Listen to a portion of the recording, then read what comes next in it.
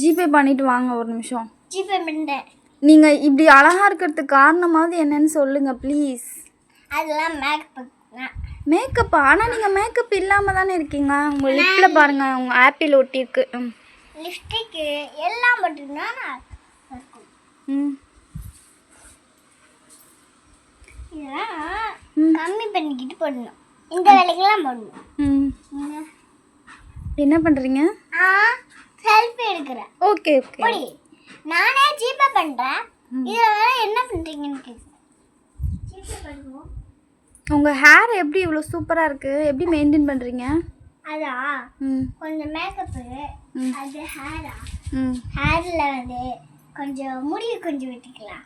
அதில் வந்து விரிச்சு போட்டுக்கிட்டு இப்படி ஹேர் பண்ணிக்கிட்டோம்னா அழகாக இருக்கும். அதுக்கு தான் இந்த ஹேர் பண்ணிக்கிட்டேன். இதெல்லாம் எப்படி நீங்கள் பேச கற்றுக்கிட்டீங்க? ஹேரை அதெல்லாம் வந்து எனக்கு அந்த காலத்தில் இருக்க பதிலாக அந்த காலத்தில் அதெல்லாம் இங்கிலீஷில் எனக்கு தெரியும். சூப்பர்.